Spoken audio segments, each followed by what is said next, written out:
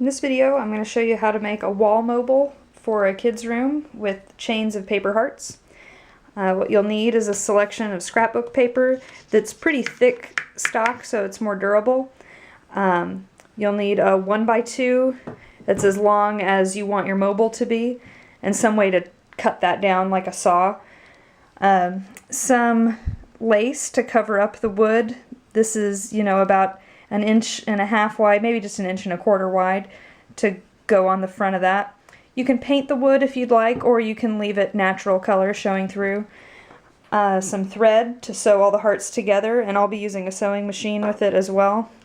And some hot glue to attach the strings underneath the lace. Some optional equipment. I went ahead and got a 3-inch heart punch. You can find it on sale and end up, for about $10, get one of these and save yourself and your wrists a lot of cutting. I'm also going to be using a big slicer rather than scissors, because if I were to just use my punch, you can only go around the edge of the scrapbook paper. So by using the paper cutter or scissors, you can cut it down into little pieces that you can efficiently use your paper. So I can get 16 hearts out of one of these sheets. How many pieces of paper you need or colors, number of colors is up to you. You can kind of coordinate it with other artwork or decor you have. How many hearts you need total depends on how many strands, how wide you want your piece to be. I would suggest getting at least 8 strings of 11 hearts, so that would be at least 88 total. I'm probably going to make about 12 strings on mine, so it's a bit longer. And you'll see as you go what that would look like on the wall, and you can just decide to make it smaller or longer, buy more paper if you want. So my first step is going to be to cut all these pieces of paper down into those kind of 2 heart size squares. You'll want to play with your punch a little bit to figure out, how to not get them to overlap, but also how to not waste too much space, because if I did it like that, I wouldn't have enough room to get a 4th one out of this row. So the first thing I'm going to do is cut my paper down into 1/8 so that I can easily use my punch. If you were using scissors for the whole thing, you could just cut your heart straight out of the scrapbook paper, or you could use your scissors to cut this into 1/8 to help you proportion out your hearts. I would definitely suggest drawing one, tracing a template, cutting it out, and drawing it with pencils so that they all look exactly the same if you're going to be cutting them out by hand. But for me, I just need to cut this. This piece is 12 by 12, so I'll cut it exactly at 6 inches for the height of 2 squares. And then I'll cut this at 6 inches to start out with. Stack those up, and then cut that at 3 inches just to save me a cut. Could probably stack up even more than 2 pieces, but since my blade's a little dull, I won't overwork it. And this paper's pretty thick. And if the corner gets a little torn up, that's fine, because the corners of the heart don't actually get punched out anyway, or the corners of your square of paper. So that is just fine. I'm going to go ahead and cut my other colors into the same shaped rectangles. Alright, I have my paper all cut down into 1/8, so I'm ready to punch out some hearts. With this punch, it's easy to find where the back is. There's, a stopper, so you can't push the paper in too far, but top to bottom, it may be kind of hard to tell where the center is, even though there's a little center mark on there. So what I do is, there's a tray on here that holds in all the cut pieces. You can pull that out, and then you can use that tray just to kind of eyeball where is the center. If my piece of paper is completely covering this tray, then I know the heart's going to be completely within that punch, and it's not going to overlap the side accidentally. So you can use that for both sides. Make sure, if you were like this, that would probably cut off the edge of the heart because it's off by about 1/4 inch. So just make sure both sides are overlapping your tray. Push down pretty hard. It'll kind of punch, and then it'll have to go all the way through, like, a hole punch. This one I was a little off, but it's so close, that's gonna be just fine. It actually isn't overlapping, it was just enough to tear the paper there, but that'll be just perfect. So I have lots of hearts to punch. Alright, so once you have all of your hearts cut out, then you get to play a bit of a puzzle to figure out how you want them to be arranged. It doesn't need, you can make it have a pattern if you want. I don't really want mine to have a pattern other than not have two that are the same color next to each other. So you can play around with different lengths. You know, I said originally you want them to be 11 long. It's really just up to you how tall you want your mobile to be. So right now I've only got 8 out. Probably make room for a couple more. But so you just do this randomly, grab from your piles and get a layout that you think looks nice.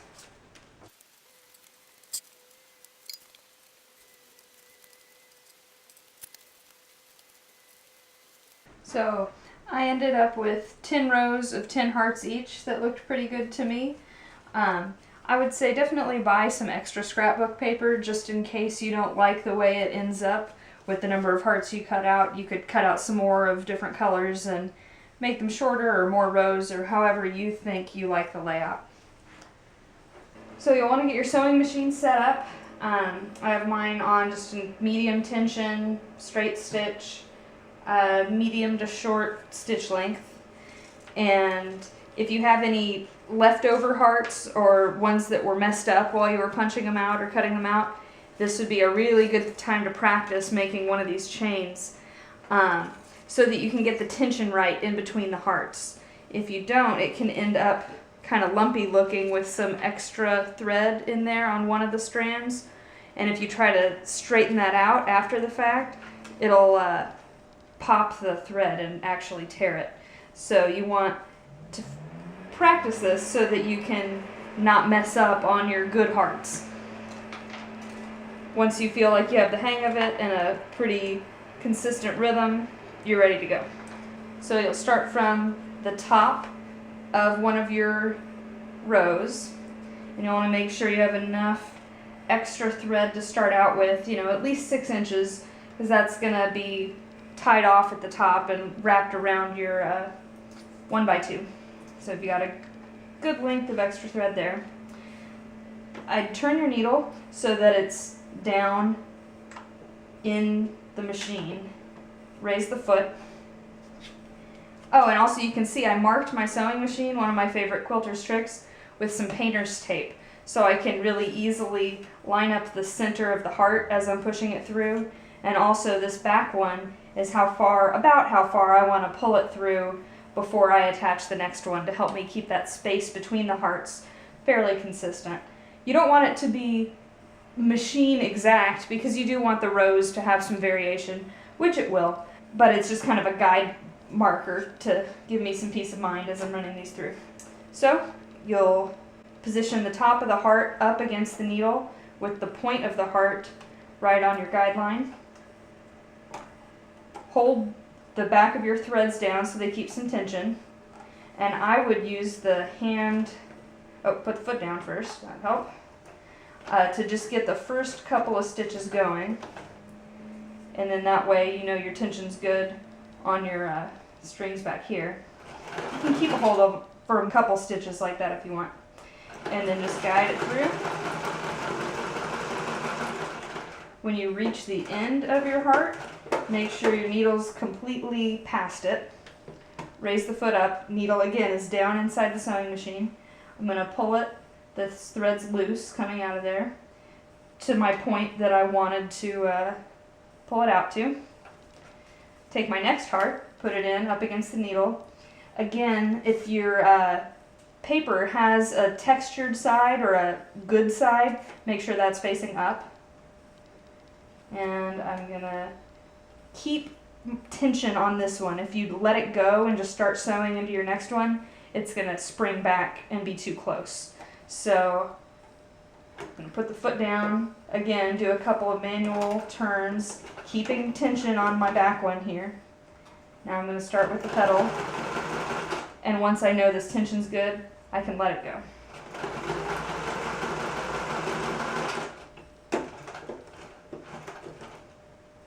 So that one's down, pull it back, put my next one in, put the foot down, make sure I get that tension where I want it, couple of turns, and go.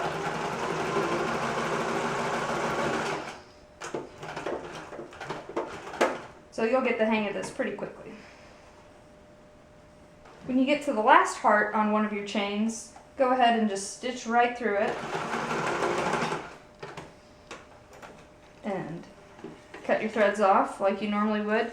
And these tails you can tie off and then tape on the back, so it'll be a nice point on the end of your string. So now I've got my ruler and I'm marking every 4 inches on the top of the 1x2, and that's where I'll tape the strings. So in addition to marking these every 4 inches, I made a mark 2 inches past my last one on both sides and then sawed that off. So I would definitely recommend cutting your wood to the right size before taping all your strings too. You can do all the marking and then cut and then tape. I did that in the opposite order, and so these were just kind of in the way as I was trying to cut it. But either way works out. If you have a specific length you were going for, you could say you wanted it to be 36 inches long and say you had 8 strings. So then you would do 36 divided by 7, and that would be how many inches apart your strings would need to be.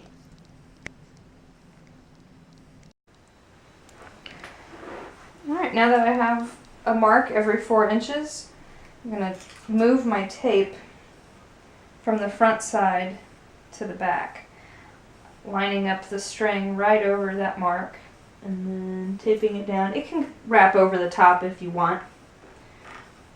And then the front doesn't need the tape because you want the lace to be flat and you'll hot glue it there. So the tape is just kind of an extra security to make sure your string is in the right place.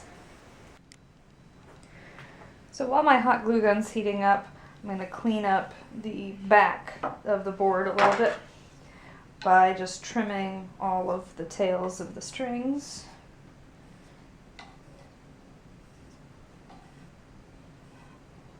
So they won't stick out past the board. And also the ends of the string on the hearts.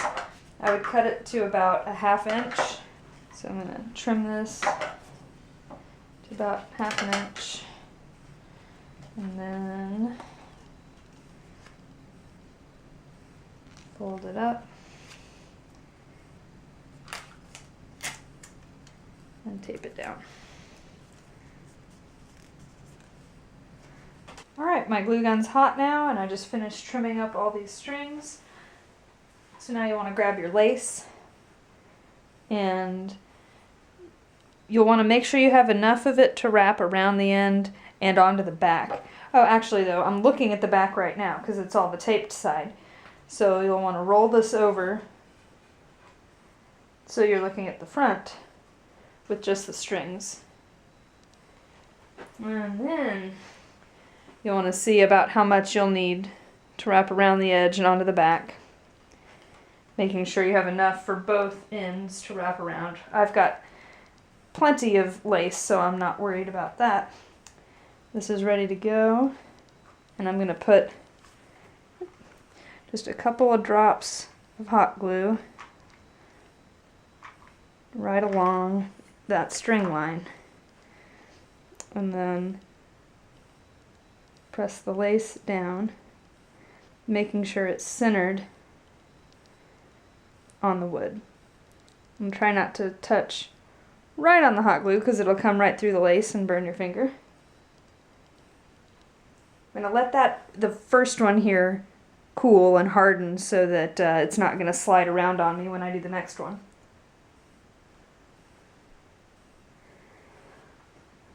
And when that's cooled for a couple seconds, you can do the next one.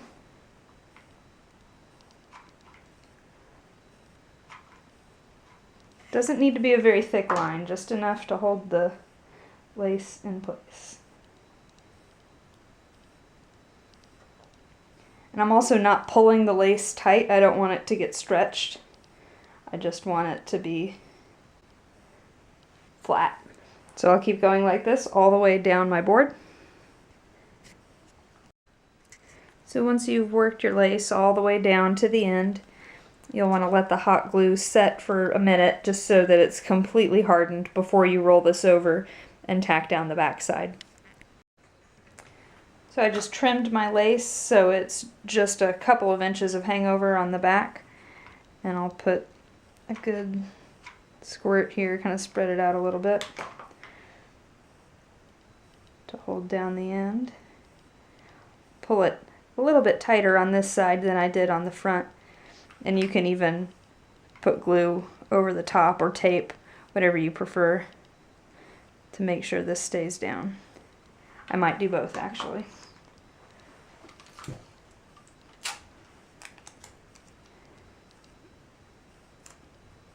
This will be hot, so be careful not to burn your fingers. I'll do the same on the other end. To make this sturdier than just setting it, balancing it on a couple nails, I attached a couple picture hangers onto the back so that it'll be nice and secure on the wall. And there it is.